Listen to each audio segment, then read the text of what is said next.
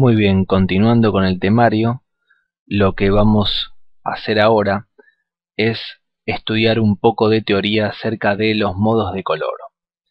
Igualmente tengan presente que toda esta información ustedes la tienen al pie de estos videos. Es decir, en cada módulo están los enlaces correspondientes a las URLs que los llevarán a esta información completamente teórica. Sé que esta teoría es un poco aburrida, pero es necesario que lo estudiemos para que podamos seguir adelante en Photoshop. Los modos de color se dividen por diferentes tipos, como RGB, CMYK, escala de grises, LAB, entre otros. En primer lugar, los modos de color expresan la cantidad máxima de datos de color que se pueden almacenar en un determinado formato de archivo gráfico. Podemos considerar el modo de color como el contenedor en que colocamos la información sobre cada píxel de una imagen. Si yo hago clic con la herramienta Zoom en la imagen, vamos a acercarla de tal manera hasta que en un momento vamos a ver pequeños cuadrados. Ustedes los pueden notar en este momento. Yo voy a ir a una parte más oscura para así se pueden notar más. Cada cuadrado es un píxel y son los píxeles los que forman la imagen. Así que de esta manera podemos guardar una cantidad pequeña de datos de color en un contenedor muy grande, pero no podremos almacenar una gran cantidad de datos de color en un contenedor muy pequeño. Es importante tener en claro esta diferencia. Los principales modos de color utilizados en aplicaciones gráficas son de diferente tipo, como por ejemplo el modo bitmap o monocromático. Este modo de color corresponde a una profundidad de color de un bit, donde ofrece una imagen monocromática formada exclusivamente por los colores blanco y negro puros, sin tonos intermedios entre ellos. Esto significa que únicamente vamos a trabajar en el modo bitmap con los colores blanco y negro, sin grises. El modo de escala de grises es un modo en donde solo trabaja con un canal, en este caso el color negro. Este modo de escala de grises lo que hace es trabajar con imágenes monocromáticas de 256 tonos de gris entre el blanco y el negro. ¿Qué es lo que logramos, por ejemplo, con este tipo de modo de escala de grises? Bueno, directamente lo tienen en pantalla. Este es un ejemplo perfecto de una imagen de modo de escala de grises donde tenemos el negro y el blanco, y la imagen es formada por los 256 tonos de gris que tenemos. El tono gris de cada píxel se puede obtener bien asignándole un valor de brillo que va de 0 es el negro, a 255, que es el blanco. Estos son como porcentajes de tinta negra, donde el 0% es igual al blanco y el 100% es igual al negro.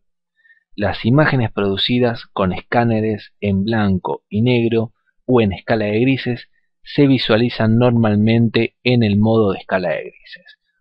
Cuando por ejemplo sacamos una fotocopia o cuando escaneamos una imagen en blanco y negro es el mejor ejemplo. El modo escala de grises admite cualquier formato de grabación y salvo las funciones de aplicación de color, todas las herramientas de los programas gráficos funcionan de la misma manera, a como lo hacen con otras imágenes a color. Por ejemplo, yo lo que voy a hacer es cerrar esta imagen, voy a ir a Archivo, Abrir, abro esta imagen de color, lo que hice fue darle doble clic para abrirla directamente, me dirijo a Imagen, Modo, Escala de grises, hago en este momento está en color RGB. Yo lo que hago es hacer clic en escala de grises.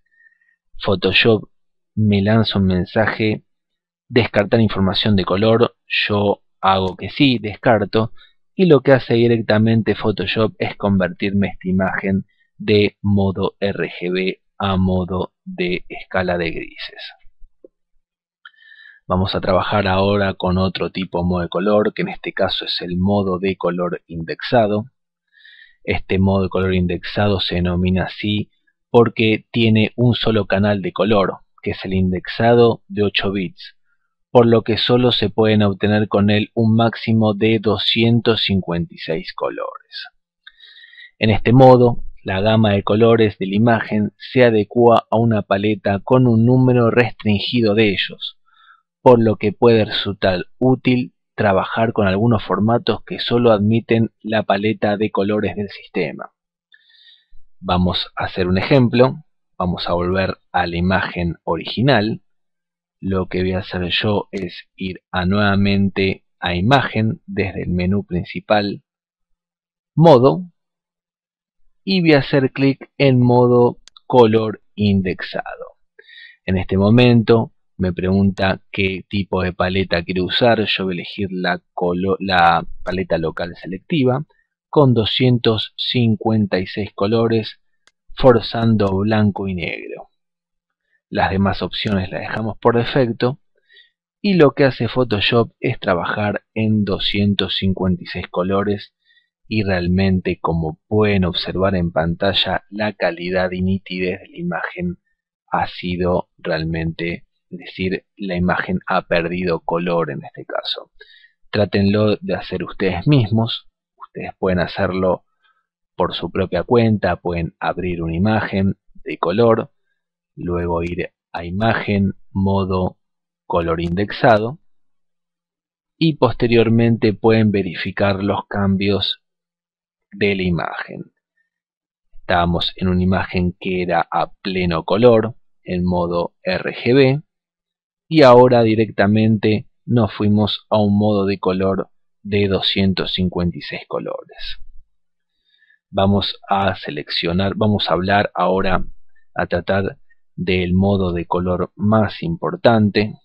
Voy a volver atrás la imagen, que es el modo RGB.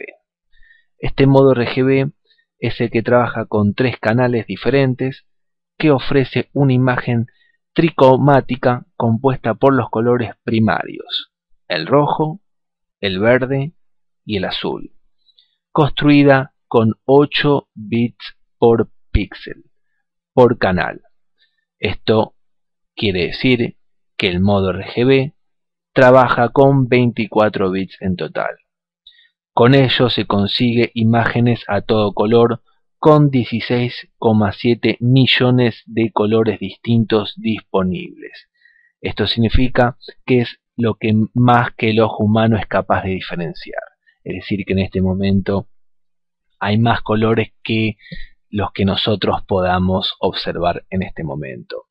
Siempre cuando quieran ustedes saber el modo de color de una imagen que abren, ustedes, por ejemplo, un amigo o descargan de internet cierta cantidad de imágenes y quieren saber qué modo de color representa esa imagen o el modo de color que se encuentra esa imagen, directamente van a imagen, modo, y Photoshop les dice que esa imagen está en este momento representada por el color RGB.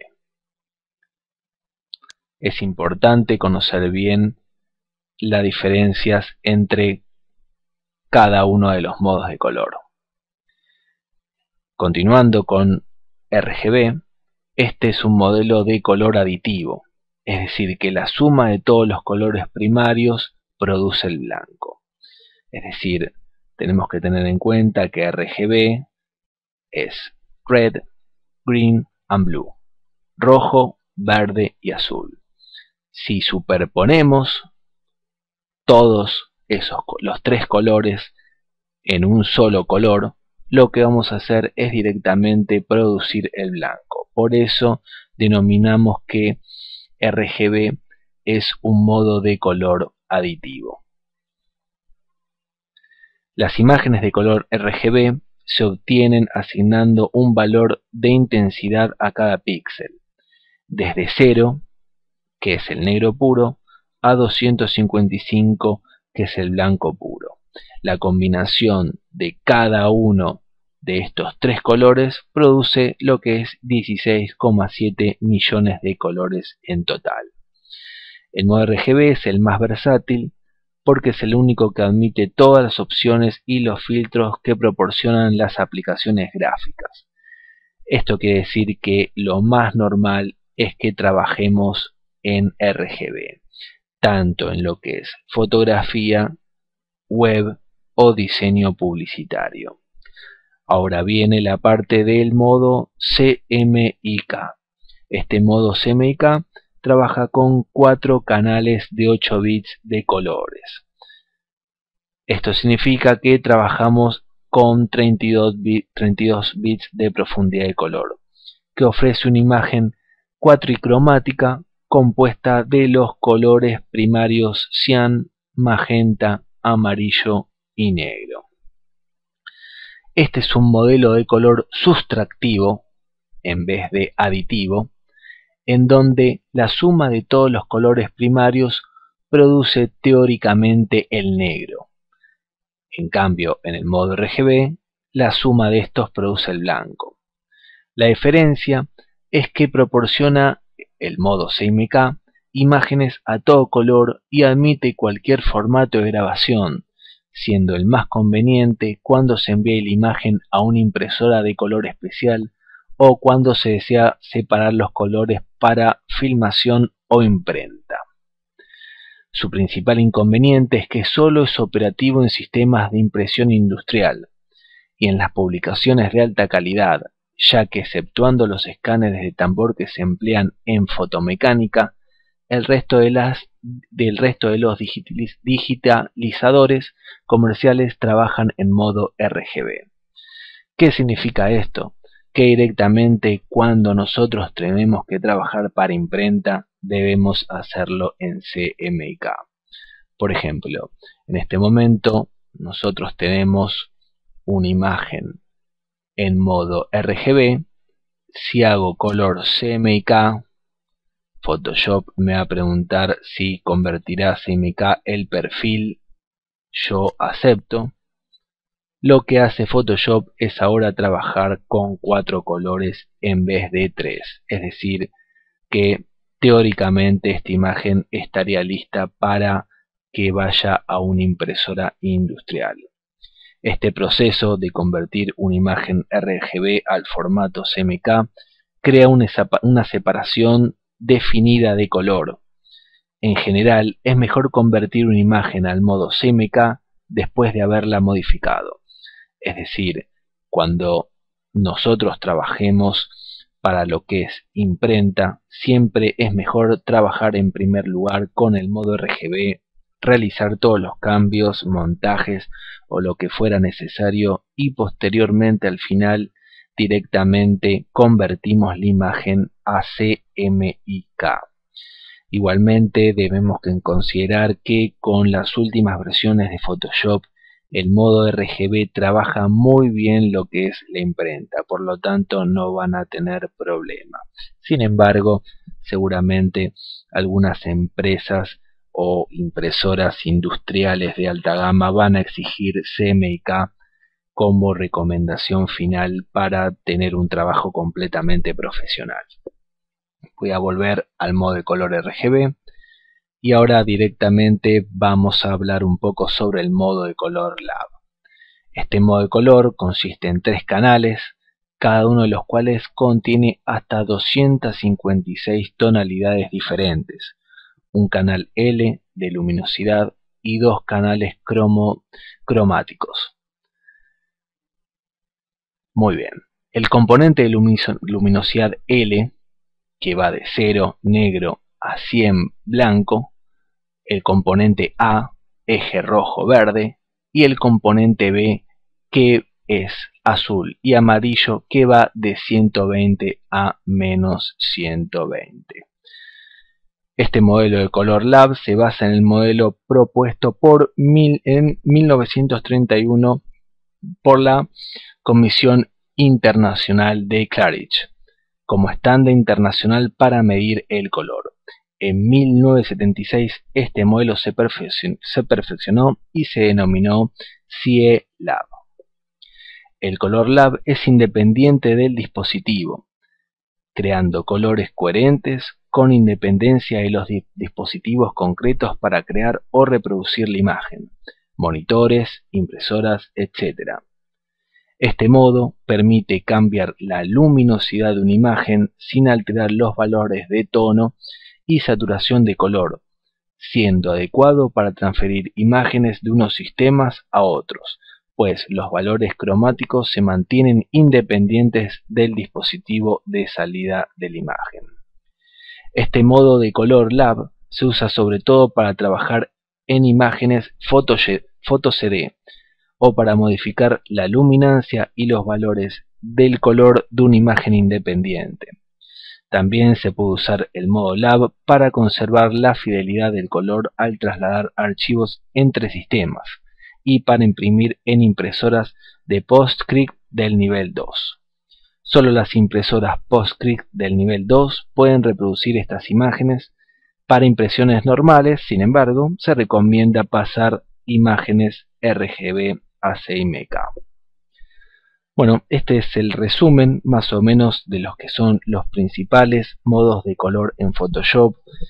Seguramente al principio les va a costar un poco cómo entender estos diferentes modos en las fotografías y en las imágenes, pero es importante que sepan que la mayor parte de las imágenes que se trabajan en la actualidad son en color RGB, la mayor parte de ellas. Luego CMYK es lo que utilizamos para imprimir. El color indexado lo usamos cuando necesitamos trabajar con menos cantidad de colores, en este caso 256. Escala de grises, lo que hacemos es trabajar con negro a blanco y los tonos grises. Y el Color Lab trabaja con canales de luminosidad. Después tenemos otros diferentes modos que son el modo duotono, el modo multicanal, entre otros, pero más que nada quiero tratar los más importantes y que ustedes tengan en cuenta estos para las próximas lecciones de cada uno de los módulos. Bueno, lo que voy a hacer ahora es continuar con el temario para explicar los tipos de formatos de imágenes que podemos encontrar en Photoshop. Tenemos el formato JPG, GIF, TIFF, PSD, que es el nativo de Photoshop, EPS, PNG, entre otros.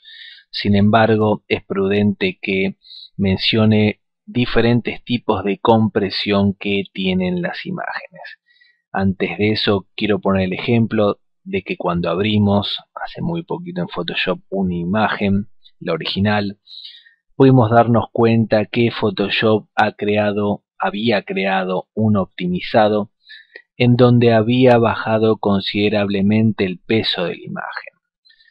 Esta operación se denomina compresión, es decir, todos los formatos de imágenes, JPG, GIF, PNG, etc., tienen un tipo de compresión que ayuda a que la imagen sea comprimida.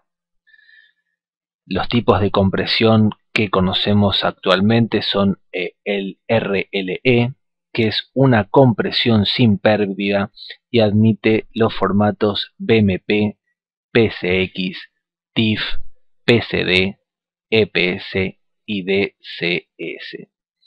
Esta compresión sustituye una secuencia de bits por un código, donde la mayoría de los sistemas se basan en este.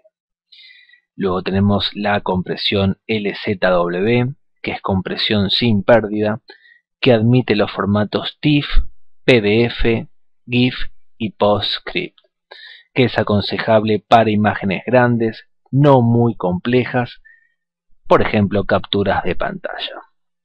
Después está el formato JPG, que es de alta compresión, que aunque tiene una pérdida de información, admite los formatos JPG, PDF y también PostScript, que es creado especialmente para trabajar con imágenes a color. El siguiente modo o tipo de compresión es el zip, que es la compresión sin pérdida, que admite el formato PDF, y después tenemos otros tipos de compresión que son Backbits, Huffman, CC y TT, especialmente para blanco y negro. Ahora, los tipos de formatos que trabajamos en Photoshop son los siguientes: el PSD o PDD, que es el formato nativo de Photoshop. Recuerden que hace un momento yo les he conversado un poco acerca de la opción archivo, guardar como, en donde tenemos la opción de guardar el trabajo en formato PSD. La ventaja de este es que podemos guardar las capas, canales, guías y en cualquier formato a color. Quizás ustedes no van a entender muy bien el concepto en este momento, pero deben tener presente que el formato PSD o el formato nativo lo que hace es guardar ciertos cambios. Por el momento podemos denominar entre comillas cambios que Photoshop va realizando en el momento en que editamos la imagen o fotografía.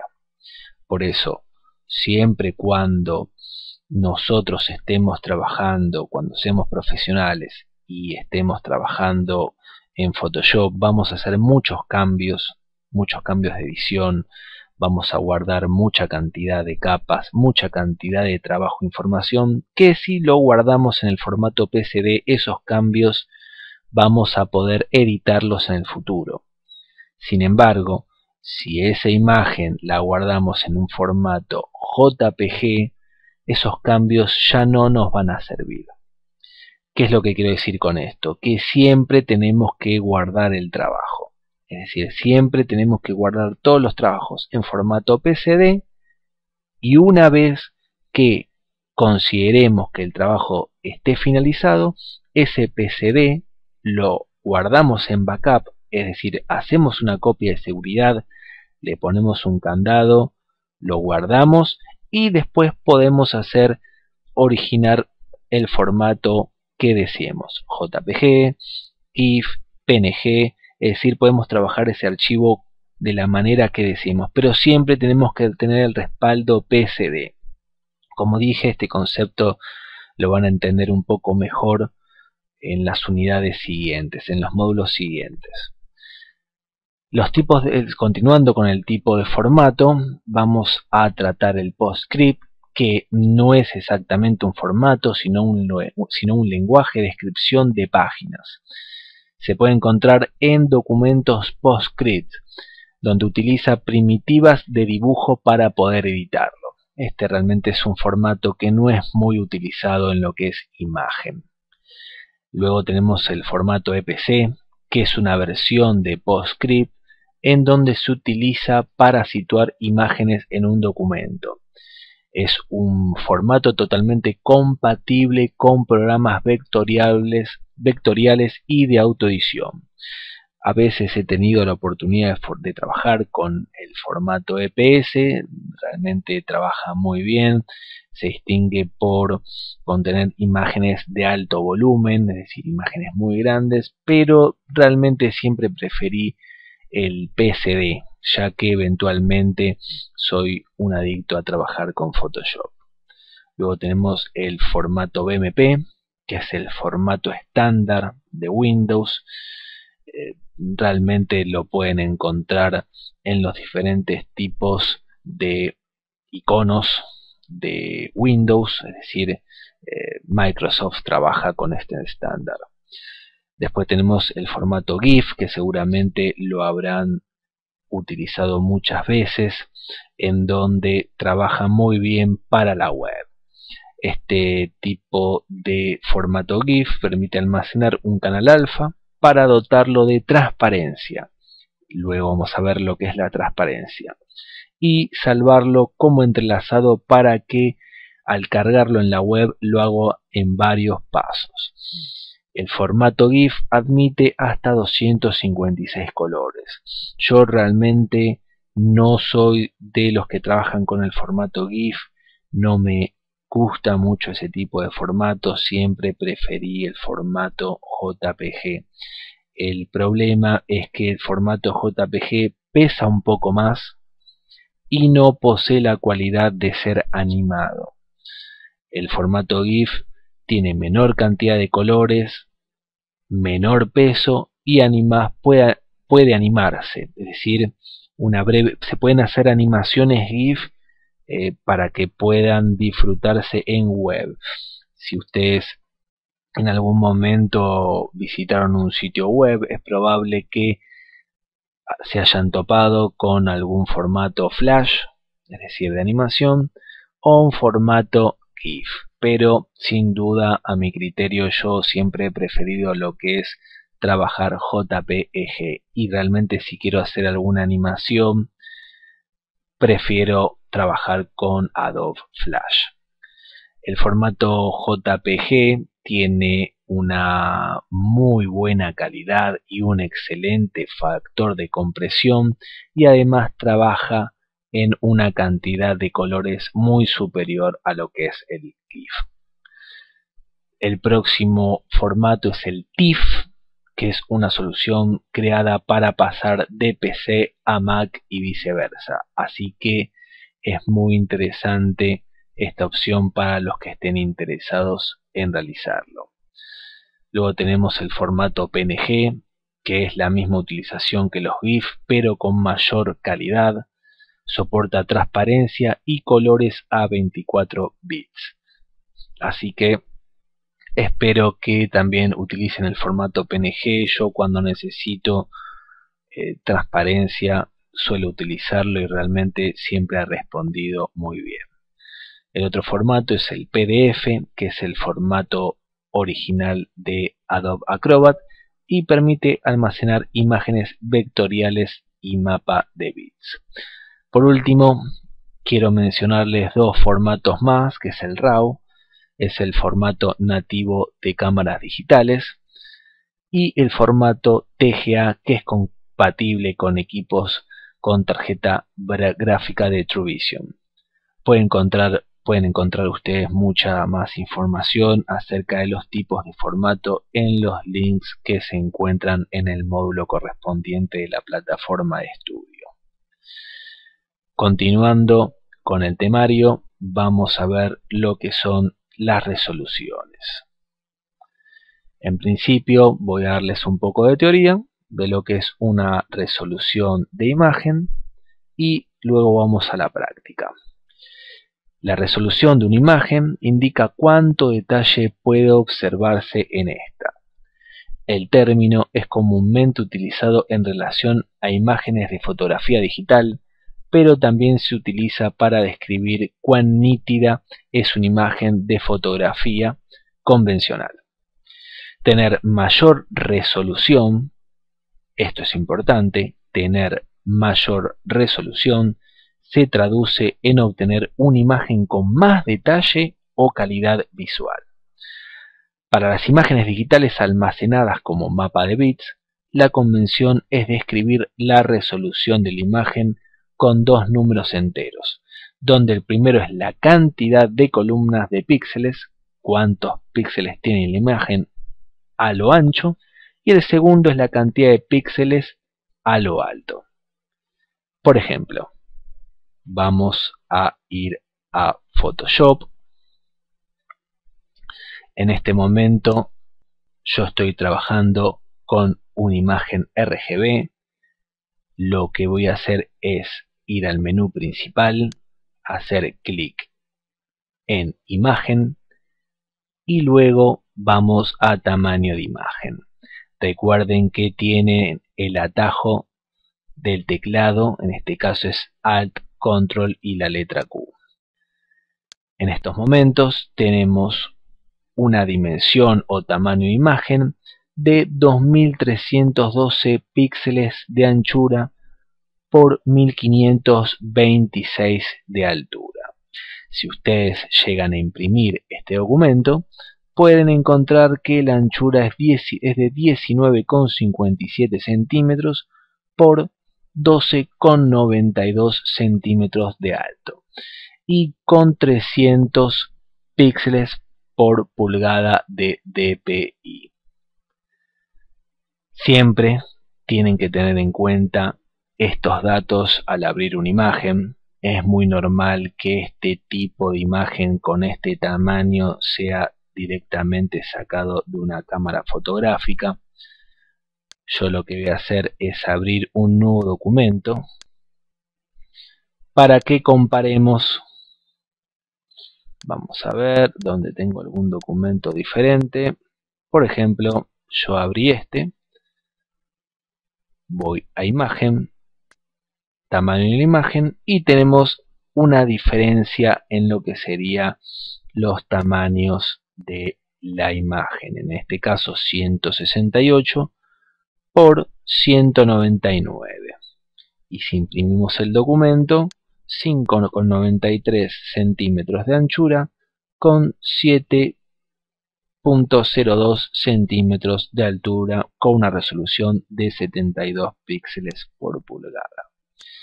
Lo que quiero destacar en relación a la resolución o más bien la diferencia entre estas imágenes es muy importante, ya que para saber cuál es la resolución de una cámara digital debemos conocer los píxeles de ancho y alto a lo que es capaz de obtener una imagen.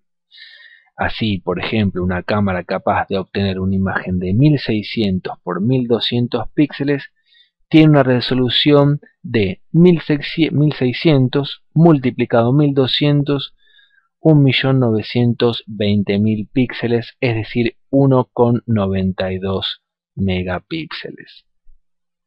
Con esto lo que quiero decir que esta imagen, la de la niña, al hacer tamaño de imagen, si multiplicamos la anchura por la altura, vamos a tener una cierta cantidad de megapíxeles interpretado por la cámara fotográfica.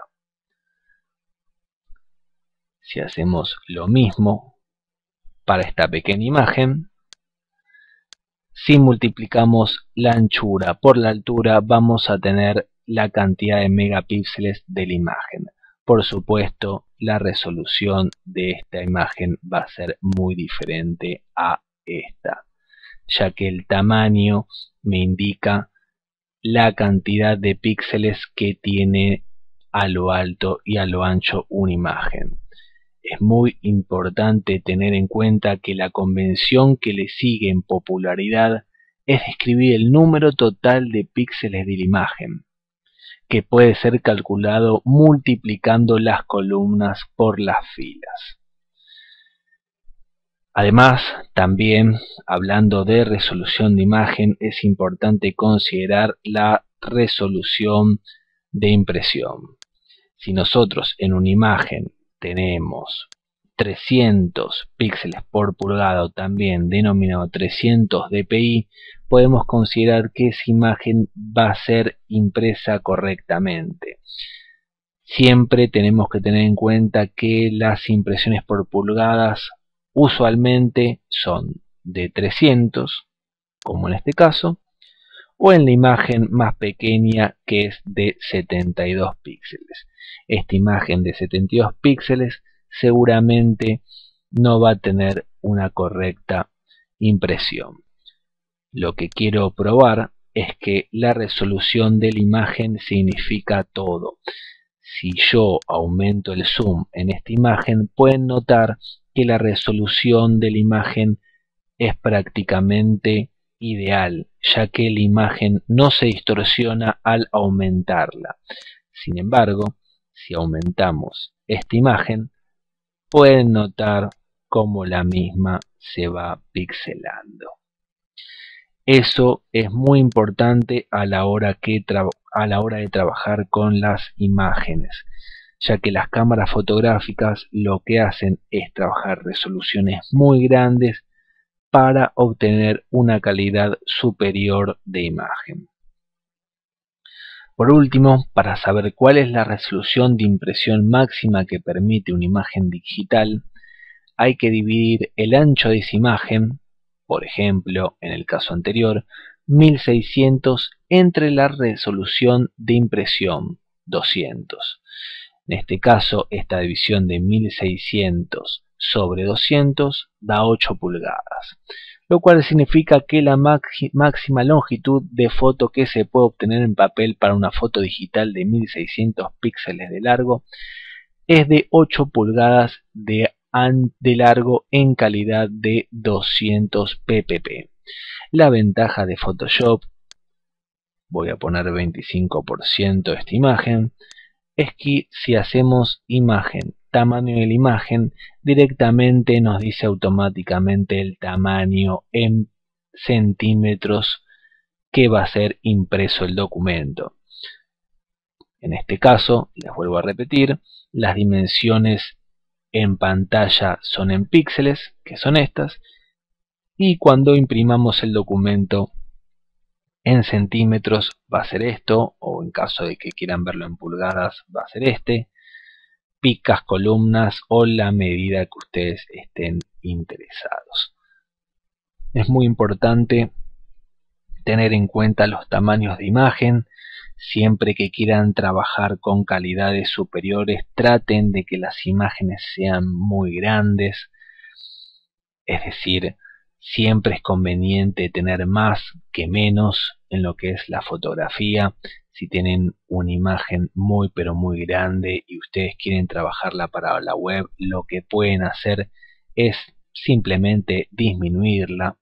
Por ejemplo, yo en este momento tengo 1312, yo quiero trabajar 600 píxeles y automáticamente Photoshop me relaciona proporcionalmente la altura con la anchura. Noten, lo voy a hacer nuevamente. Si aprieto Alt y hago clic izquierdo en restaurar, restaura el tamaño normal de la imagen. Tenemos 2312 por 1526, yo le pongo 600, noten cómo cambia acá automáticamente. Y ahí está. Photoshop lo que hace es trabajar directamente con un formato proporcional en la imagen. Antes la imagen pesaba 10,1 megabytes, con este cambio pesaría 696,1. Obviamente el tamaño del documento también ha disminuido. Y si aprieto OK, si hago un clic en OK y trabajo en un 100%, Photoshop ha disminuido esta imagen para web. Es decir, hemos disminuido el tamaño, obviamente sin perder ningún tipo de resolución. Voy a ir nuevamente a tamaño de imagen y podemos observar que si tenemos tildado restringir proporciones, Photoshop lo que me hace es trabajar con proporciones de anchura y altura. Sin embargo, si destildamos restringir proporciones, si cambiamos o variamos una opción, la otra va a seguir igual. Es decir, si yo aplico este nuevo tamaño de imagen, directamente Photoshop me lo restringe de esa manera. Yo voy a volver al tamaño original de lo que era la imagen en un 100%. Voy a imagen, tamaño de imagen. Restringo proporciones. Siempre es bueno que esté cliqueado para que restrinjan las proporciones. Y si quieren remuestrar la imagen, si destildan la opción de remuestrar la imagen, nosotros no vamos a poder tocar lo que es la anchura y la altura en Photoshop, pero sí podemos modificar lo que es el documento. Siempre dependiendo de el tipo de tamaño de impresión que elijamos, La imagen o las dimensiones en píxeles no van a variar, sí va a variar el documento. Yo siempre prefiero tener estas dos opciones tildadas y siempre cuando remuestro la imagen tenemos que trabajar en bicúbica en modo óptimo para degradados suaves. Esto es lo que es resolución de una imagen. Pueden encontrar más información teórica en lo que es el pie de la plataforma de estudio.